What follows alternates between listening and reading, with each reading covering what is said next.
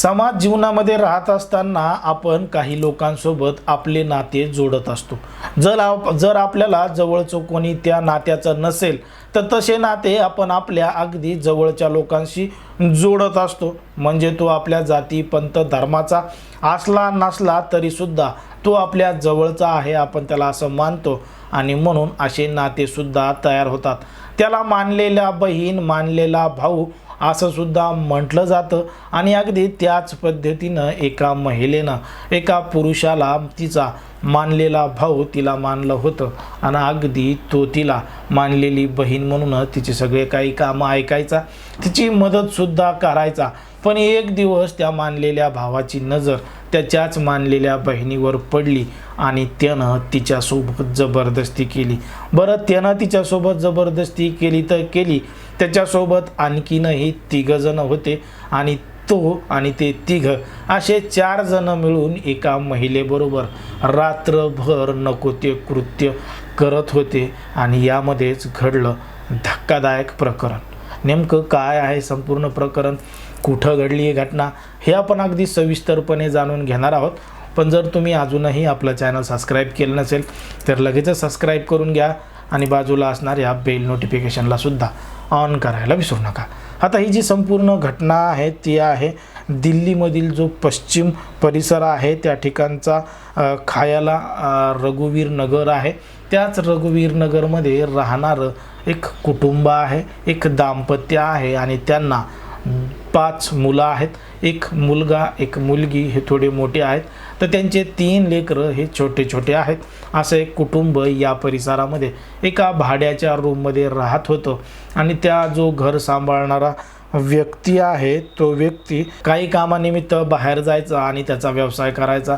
त्याचा व्यवसाय अशा पद्धतीचा होता की तो एका ठिकाणाहून कपडे विकत आणायचा, त्यामध्ये जीन्स असायच्या, टॉप्स असायचे आणि ते टॉप जवळच्या बाजारामध्ये नेऊन दुसऱ्या शहरामध्ये नेऊन विकायचा। मग अशा पद्धतीनं तो एक दिवस 21 सप्टेंबर 2015ला अशा पद्धतीनं त्याचे कापडं विकण्यासाठी दुसऱ्या शहरामध्ये गेला होता आणि तो 21 सप्टेंबर 2015ला सकाळी 6 वाजता त्या ठिकाणाहून वापस आला आणि तो त्याच्या घराचं दार वाजवू लागला आणि त्याचा घराचं दार त्यानं असं ढकललं तर ते दार डायरेक्ट आतमध्येच गेलं, कारण की दार हे उघडं होतं।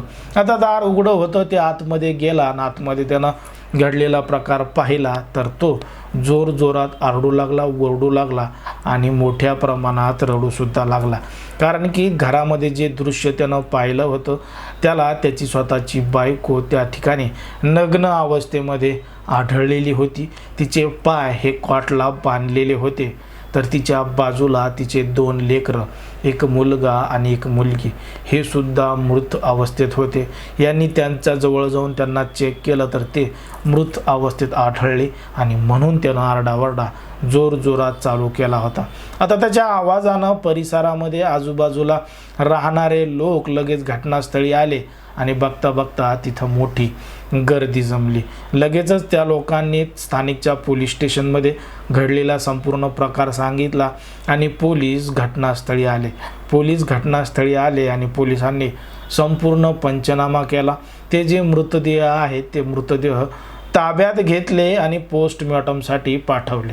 आता बघता बघता बराच वेळ हा निघून गेलेला होता। पोलीस पंचनामा करून पोस्टमॉर्टमसाठी ते मृतदेहसुद्धा पाठवले। मृतदेहाचा पोस्टमॉर्टमचा रिपोर्टसुद्धा येणार होता आणि जेव्हा पोस्टमॉर्टमचा रिपोर्ट आला तेव्हा त्या पोस्टमॉर्टमच्या रिपोर्टमधून समजलं की त्या जे महिला आहेत तिचा गळा आवळून खून करण्यात आला आहे, तिला ठार करण्यात आला आहे, तर तिच्यासोबत सामूहिक जबरदस्ती करण्यात आली आहे आणि ते जे आरोपी आहेत त्या आरोपींनी अगदी क्रूरपणे त्या महिलेवर जबरदस्ती केली आहे आणि वेगवेगळ्या ठिकाणी तिला जखमासुद्धा केल्यात। आणि तिच्या बाजूला जे 2 मृतदेह पडले होते त्या मुलांचे त्यांचा अहवालसुद्धा आला, त्यामध्ये स्पष्ट झालं की त्यांचासुद्धा गळा आवळून खून करण्यात आला, त्यांनासुद्धा ठार करण्यात आलं।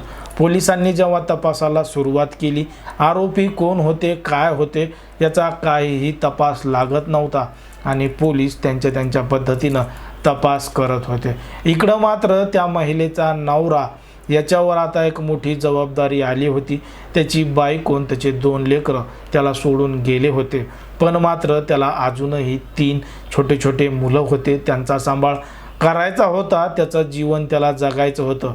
पण त्यानं त्याच दिवशी शपथ घेतली होती, जोपर्यंत त्या आरोपींना अटक होत नाही, आरोपींना फाशीची शिक्षा होत नाही, तोपर्यंत तो शांत बसणार नाही. आणि तो शांतसुद्धा बसला नाही आणि त्या आरोपींना अखेर फाशीची शिक्षासुद्धा झालेली आहे. जेव्हा पोलीस तिकडं तपासाला सुरुवात करत होते आणि इकडं त्या महिलेचा नवरासुद्धा तपास करत होता, तेव्हा त्यानं बाजूला राहणाऱ्या एका लहान मुलाला विचारलं की तू कोणाला जाताना येताना पाहिलं आहे का? कारण की त्यांनी बऱ्याच लोकांना विचारलेलं होतं, पण कोणी म्हणलं की आम्ही पाहिलं नाही, आम्ही पाहिलं नाही, आम्ही पाहिलं नाही. मग याच विचारण्यादरम्यान त्यानं एका 11 वर्षाच्या मुलाला विचारलं. त्या 11 वर्षाच्या मुलाने सांगितलं की हो, मी त्या दिवशी संध्याकाळी एका व्यक्तीला तुमच्या घरामध्ये जाताना पाहिलं होतं. आणि त्या मुलानं त्या व्यक्तीचं नाव सांगितलं आणि त्या व्यक्तीचं नाव होतं मोहम्मद अक्रम अली.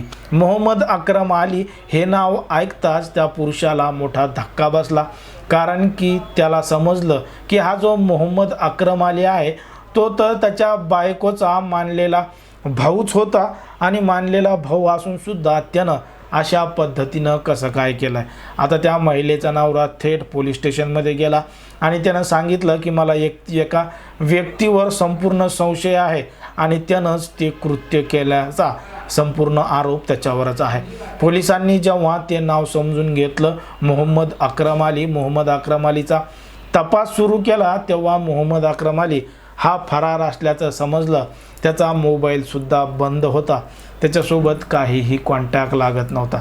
बघता बघता बरेच दिवस जात होते, पोलीस तपास करत होते, पण शेवटी खबऱ्यांच्या मार्फत पोलिसांना माहिती मिळाली की हा मोहम्मद अक्रम अली एका ठिकाणी लपून बसला.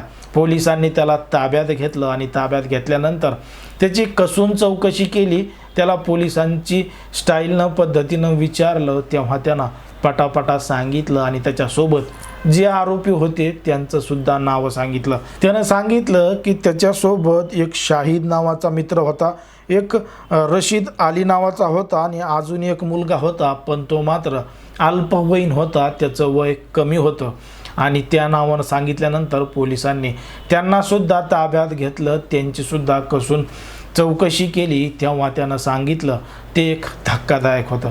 त्यानं सांगितलं की 20 सप्टेंबर 2015ला जेव्हा तो त्या मानलेल्या बहिणीच्या घरी गेला, तो त्या ठिकाणी चोरी करण्याच्या उद्देशानं गेला होता, डाका टाकायच्या उद्देशानं गेला होता.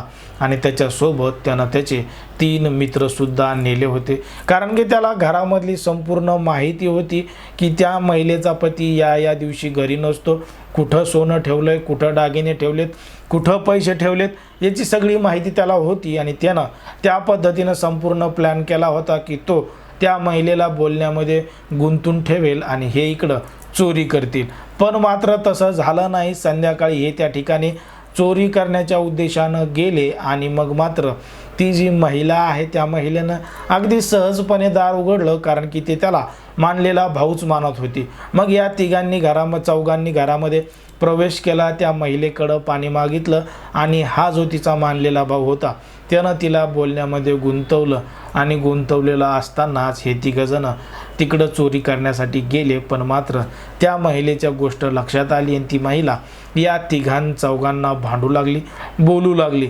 मग त्या तिच्या मानलेल्या भावानंच तिचं तोंड दाबलं आणि गपचूप राहण्यास सांगितलं. मग चाकू काढून तिला चाकूचा धाकसुद्धा दाखवला आणि त्या 3 घरामध्ये चोरी केली. आणि चोरी केल्यानंतर त्या 3 नियत बिघडली आणि त्या महिलेचे हातपाय बांधून क्वाटला तिच्यावर जबरदस्ती केली, कारण की ती महिला दिसायला अतिशय सुंदर होती आणि मानलेल्या भावानंच तिच्यासोबत जबरदस्ती केली. आणि ते त्यांच्यासोबत ते 3 आरोपी होते, त्या 3 सुद्धा अशा 4 जणांनी रात्रभर त्या महिलेसोबत जोपर्यंत त्यांचं मन भरत नाही तोपर्यंत तोच प्रकार केला. आणि तिनं आरडाओरड करू नये म्हणून तिच्या तोंडामध्ये बोळासुद्धा कोंबलेला होता. आणि हे सगळं पाहून त्या घरामधले जे 2 लेकरं आहेत त्यांनी उठून स्वतः सगळं दृश्य पाहिलं. तर त्यांना त्यांचाच मानलेला मामा त्या ठिकाणी दिसला, म्हणून ते आरडले वरडले आणि ही बातमी आजूबाजूच्या लोकांना सांगतील म्हणून त्या आरोपींनी त्यांचा गळा आवळून त्यांना तिथं ठार केलं. आणि ती जी महिला आहे ती सुद्धा आता चांगले आरोप त्यांच्यावर लावेल आणि त्यांना शिक्षा होईल म्हणून त्यांनी तिला सुद्धा ठार केलं आणि त्या ठिकाणाहून पसार झाले. पण पसार झाल्यानंतरही त्यांना वाटलं कोणाला हे कळणार नाही, समजणार नाही, पण मात्र आरोपीला त्या एका 11 वर्षाच्या मुलानं पाहिलं होतं आणि त्यानं घडलेलं संपूर्ण प्रकरण त्या महिलेच्या नवऱ्याला सांगितलं. तो पोलीस स्टेशनमध्ये गेला. पोलिसांनी या आरोपींना ताब्यात घेतलं, त्यांच्यावर चार्जशीट दाखल केली, गंभीर स्वरूपाचे गुन्हे लावले आणि मग ही केस न्यायालयामध्ये गेली. आता न्यायालयामध्ये गेल्यानंतर तारीख पे तारीख मिळत गेली आणि असं करता करता 150 तारखा या चौघांना आरोपींना मिळाल्या. पण तरी मात्र त्या महिलेच्या नवऱ्यानं शपथ घेतली होती की जोपर्यंत यांना शिक्षा होणार नाही तोपर्यंत माघार घेणार नाही. 150 तारखा उलटल्यानंतर 22 ऑगस्ट 2023ला ते जे 4 आरोपी आहेत त्यांना न्यायालयानं शिक्षा सुनावली आणि ती शिक्षा फाशीची होती. त्यांनी सांगितलं की असे जे हरामखोर लोक आहेत, हे जे असे कृत्य करणारे लोक आहेत, यांना समाजामध्ये राहण्याचा काहीही अधिकार नाही. कारण की त्यांना माहीत होतं त्या महिलेला छोटे छोटे मुलं आहेत आणि त्या महिलेशिवाय ते जगू शकणार नाहीत, राहू शकणार नाहीत. हे सगळं माहीत असूनसुद्धा त्यांची हिंमत तिला जबरदस्ती करण्याची आणि ठार करण्याची झाली आणि त्या 2 मुलांचा सुद्धा जीव घेतला. म्हणून या 3 आरोपींना फाशीची शिक्षा न्यायालयानं दिलेली आहे. पण मात्र त्यामधला एक आरोपी हा अल्पवयीन असल्यामुळं त्याची रवानगी बाल सुधारगृहामध्ये करण्यात आलेली आहे. जर आपण पाहिलं तर समाजामध्ये, देशामध्ये, राज्यामध्ये गुन्हेगारीचं प्रमाण कशा पद्धतीनं वाढत चाललं आहे. लोक नातं जोडण्यासाठी असे नाते जोडून कशा पद्धतीनं गुन्हे करत आहेत हे आपल्याला या संपूर्ण प्रकरणावरून लक्षात येतं. तुम्हाला काय वाटतं ते अगदी स्पष्टपणे कमेंटमध्ये सांगा आणि अशाच पद्धतीचे नवनवीन व्हिडिओ पाहण्यासाठी आपल्या चॅनलला लगेच सबस्क्राईब करून घ्या. धन्यवाद.